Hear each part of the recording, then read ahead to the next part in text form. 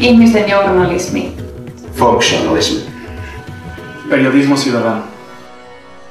So, have you found Helsinki welcoming you so far? Overall, yes, I definitely like the town. Alright. I think it's a very, very nice city. And you have managed to interact in the social society effectively? I think so, but it takes a lot of effort of one person. Okay. So it's not something that is just happens. Okay. It's something that needs to be worked out. If I say people's journalism, what does it tell you? I mean, what is people's journalism to you? Well, people journalism is returning the full power to the people again. Okay. Journalists were the only people who were professional journalists. I mean, Indeed. were the only people who were able to have this journalism because of technical tools. There was no other way to reach people. But now, with all the technical stuff, you can without being a professional journalist, you can still do the journalist work. Well, people telling their own stories about how they experience life and the world around them, I guess. Okay, alright. So you say people's journalism, is that? Yeah, I mean, probably that's going to be real people talking to other real people. Do you think that, like in view of those things though, that Finland will continue to become more international, like multicultural? We need to open up the job markets, really. But not just say that, yes, there are jobs here for internationals, but then also enabling them to, socially network, get the whole infrastructure in for everyone to actually want to stay here, where after they've actually scored a job. But I think that's where the biggest challenge is at the moment. First of all, to create these jobs, get international people in, and then just try to keep them here, like basic marketing. Yeah, give them a chance to stay here. Apparently, because we Finns aren't, well, it's probably true, we're not yet used to hearing foreign accents in our language. What is international Finland to you?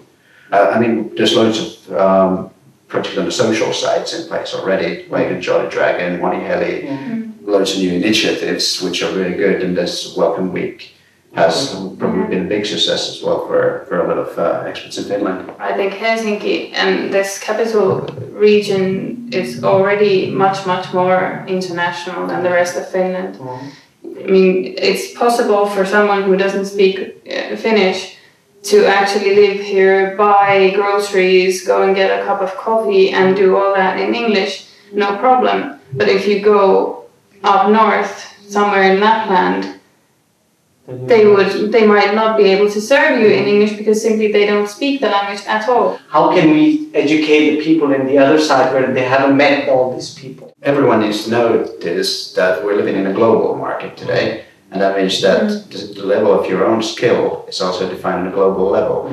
So say if we educate 1 million people for a job that doesn't exist anymore, and then there's a gap, for example, if we would need 1 million engineers in 1 year just to get the stuff going that we're already doing, then we probably can't find them inside the country, but we need to get them from somewhere else, and that's where the international market comes in. But then those jobs will not be filled by Finns anyway, because we don't have that type of skill needed to fill them jobs. So I don't see there's a problem with internationals coming in to take our jobs, so to say. It's more of a level of everyone needs to notice that we're in a global market. And also, it's not like Finns aren't leaving Finland to work elsewhere to take whose jobs exactly. So, Exactly. Do you think the Finnish local media covers enough news on multiculturalism? I think that professional journalists could use other angles. Okay.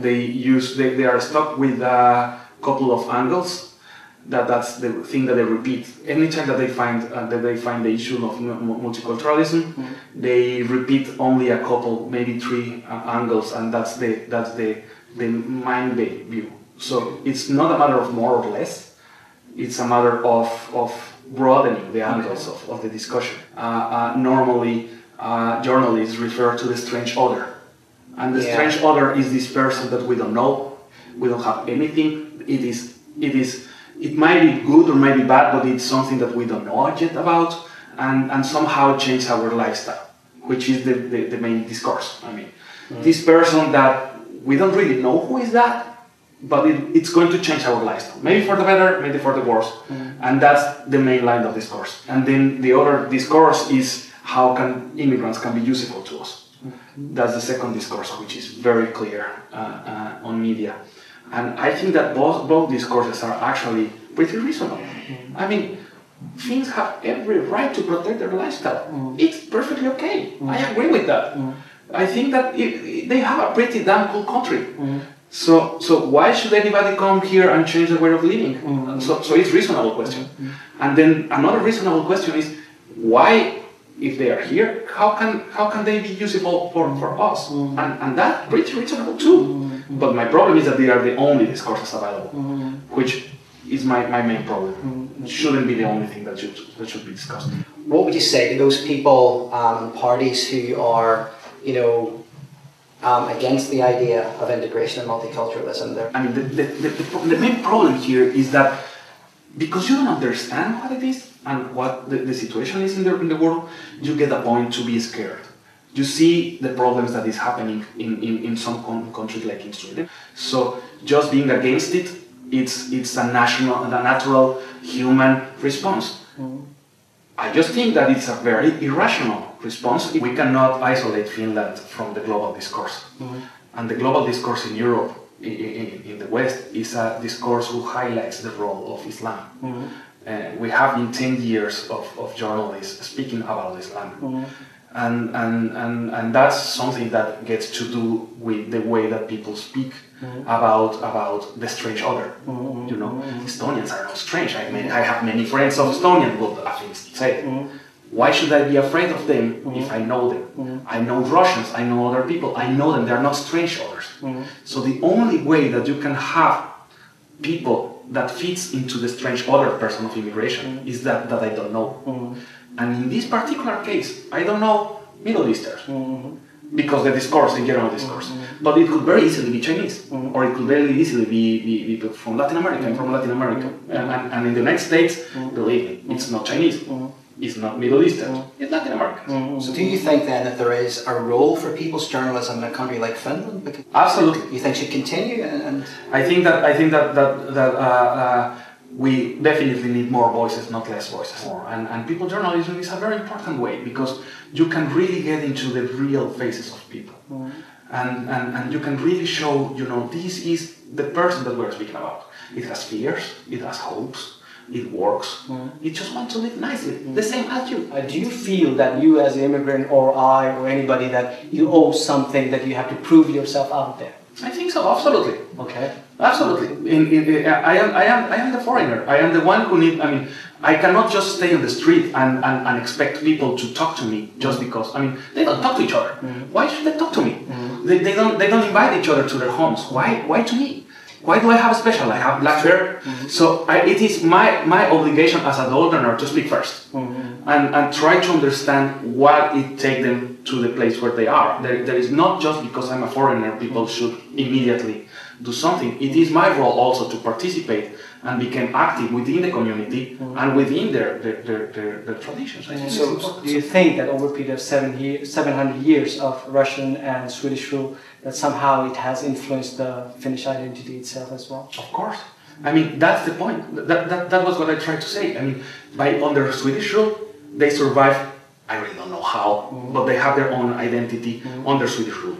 They had their own identity under Russian rule, a little bit because they were allowed to keep their language and stuff like that, but they live and they fight very hard in the war to keep their own identity.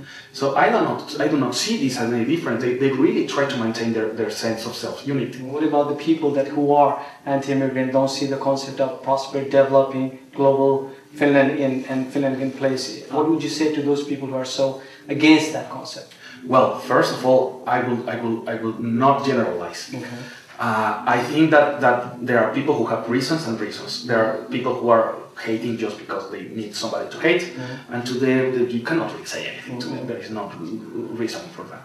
But then there is the other people who live by a lake, and they like their lake, and I don't want to see buildings living there and having trash. And Finns have trouble in so many places. They go to places and they see dirt everywhere. They see cities with overcrowded, and they just don't want things to happen here.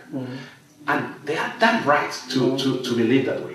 So I think that to them, I think that the argument is, wait a second, it's not a threat. Or we could make out not a threat. We could work it out in an orderly fashion so that both wins.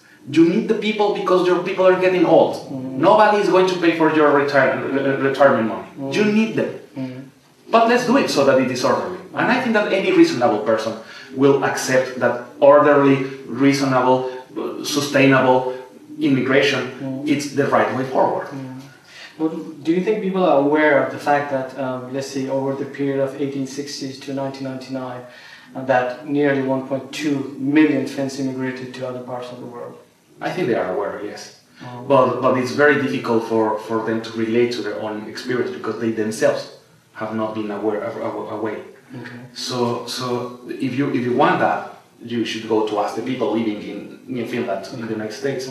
They understand what it means to change. But what Finns understand is that they know that they have to adapt. You can see that English is perfectly spoken for the vast majority of the people under a certain age. And these people have traveled extensively, and they do understand that they are the ones who need to adapt to a society, and that's why they are in the European Union, and they are very active in all these places. They need to adapt, yeah. Sure. Well, open-mindedness is one thing. Welcoming people from very different cultures and backgrounds. What is needed is proper action and then proper infrastructure put in place. So what would be your message to the outside world? I mean, that going all over across the world, what will be your message from Finland to them? Welcome. Yeah. Well, yes. Yeah. Go. Me muutetaan hitaasti, mutta antakaa meille mahdollisuus, niin se tästä tulee vielä ihan hyvä. What are the most important words that you would suggest should be part of that discourse which you've talked about? But this word is understanding. Understanding. Okay. And I will change the word understanding for the word tolerance. I just think the word tolerance doesn't make sense. Tolerance means I don't like you, but you happen to be there, so I tolerate you. Understanding, on the other hand, is not only tolerating you. It's why are you angry? Why do you feel this way? And the other way is, why are you here? What made you come here in the first place? Why are you different to me, and why can we sort things out? Understanding. I would definitely go for that. Would you just point out quickly the 3 best things that you love about Finland? I love nature. Okay. I love equality. Okay. And I love that things work. Okay. I mean, you worry about your own stuff. Okay. And I really think that Finns have a really strong tradition of being equal with people. Okay. Male, female, and not social classes. People try to be as equal as possible.